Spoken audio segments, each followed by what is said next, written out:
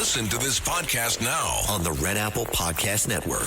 The Leadership Thread with Dr. Peggy Polonis. I'm Dr. Peggy Polonis. Join me on each episode where I unravel the story that shaped leaders, tracing the thread that led them where they are today. Because leadership isn't born in adulthood. And thank you once again for joining us on the Leadership Thread, education, ethics, and sustainability. Download all of Red Apple Media's podcasts right now through your favorite podcast platform. Listen, all you New Yorkers. Excuse me, taxi. Okay, we're looking around. This is the 77 WABC minicast.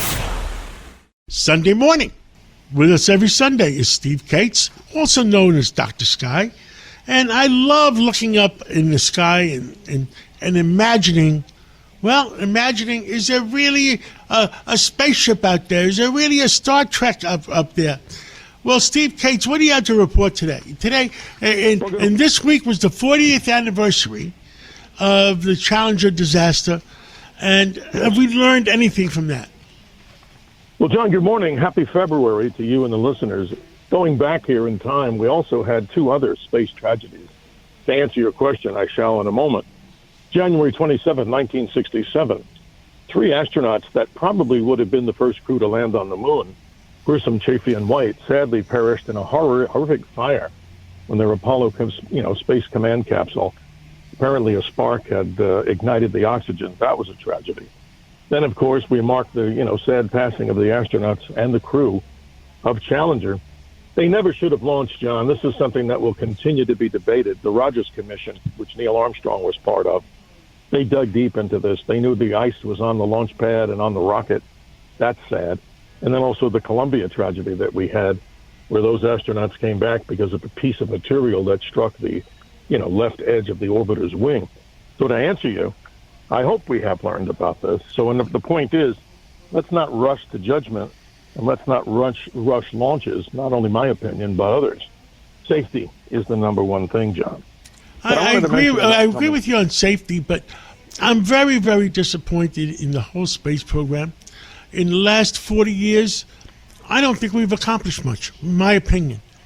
John, I respect your opinion, and I can just add that hopefully this next mission is what hopefully NASA has learned a lot about. And stay tuned, ladies and gentlemen, because in the next week or so, the earliest launch window for Artemis 2. This is a launch of 4 people that will head around the moon, something we haven't done since 1968 with Apollo 8. But what's interesting about this 10-day mission is a new and improved spacecraft. They've checked pretty much everything, John, on this, and we can hopefully say that it's bulletproof. But going on to your point there, so many people have criticism of NASA, but not a total, to defend them. Look at the small amount of money that they get from the government. Their budget is pretty small compared to other government agencies. But 2 quick things, John, that they have to learn about from this particular mission, and hopefully they've cured the problem. They'll be entering the atmosphere once they return from the moon at the highest speed humans have ever come back, 25,000 miles per hour. And one of the issues they had with Artemis 1 was the heat shield behind those astronauts on this particular mission.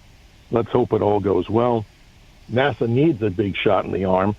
And then after that, John, Artemis 3 would be a landing on the moon. But like I said before, let's not rush it, because that is a technological challenge that we haven't done in a long time. And the private side with Elon and SpaceX is really kind of ahead of us, don't you think, in many other areas of technology? Well, I just hope that I did not know. I heard about this Artemis last week or the last few weeks. Yes. I did not know we were preparing for that.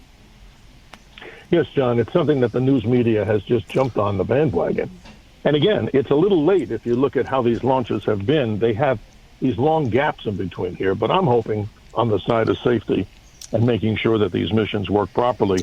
It's a new and improved spacecraft. The Orion capsule, this one is known as Integrity.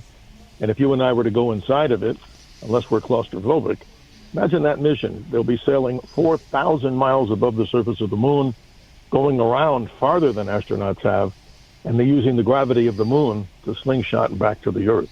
That's an amazing. And let me ask you a question. How far away on the schedule are we from landing on the moon?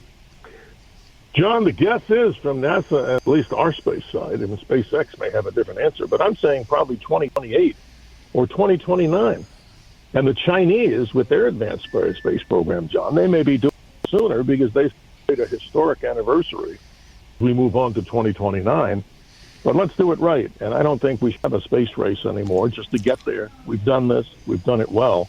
But I think, John, that's another story. I just don't know how we went to the moon 55 years ago, and now we're struggling to go back. John, that's a mystery that I can't even answer. It may have to do with a lot of politics. It may have to do with a lot of issues of funding and such. And maybe there was a different crew of engineers that had a little bit of different discipline in those days. Who knows for sure? But, John, on the positive side, just a couple of other interesting subjects for this morning. We all hear about the Voyager 1 spacecraft. Where is it? What is it? It's a spacecraft still going and moving out 15 billion miles away from the sun and Earth. But what about Voyager 2? John, it's still going out in the opposite direction, some 12.3 billion miles away. It's moving out past where the sun's so-called energy field, called the heliopause. So it's really out in deep space. If you want to talk about positives, those unmanned spacecraft, don't you think, are totally incredible. And we give a lot of credit to those people, the engineers that built those, still working since they were launched back in 1977. To me, that's totally incredible with old technology, John. How about that? That's something. Anything else on your mind today? I mean, we talked about Voyager. We talked about the Challenger. We talked about circling the moon. And I think President Trump wants that moon landing while he's still president, in my opinion. I would hope so. I would hope so, John. I'm all in favor of it. But quickly, a mystery of the week. How about this one? Stephen Hawking has told us before he passed away. He said that mankind needs to move off this particular planet.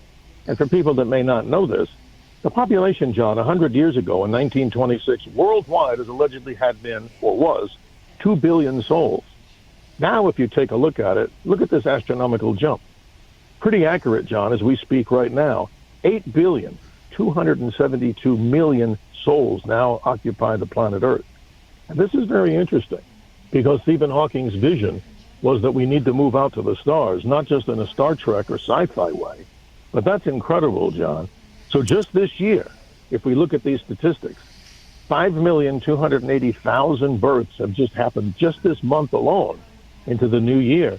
So, John, without overdoing it, Earth is a very populated place, and we still haven't figured out how to all get along. And that's the biggest question of all. But the reproductive rate is so way down that it's going to start going the other way right now. Absolutely. You are correct in your statistics there. But like I said, with so many people on the planet, that is, without using the term overly using, astronomical jump. Incredible stuff, John, that hopefully we can colonize the stars. But probably, like you and I would both agree, it's not going to happen anytime soon. So hopefully. And not in our lifetime.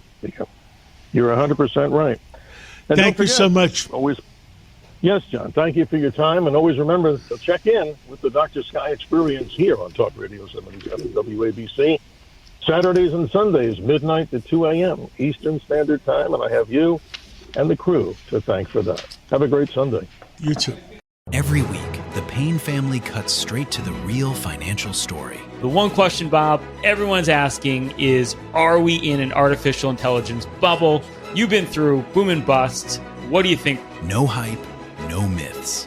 Just what actually matters to your money. Does feel very similar to what we experienced in the 90s. Where are we, though? Are we in 1995, 1997, 1999? Listen to the Pain Points of Wealth on the Red Apple Podcast Network.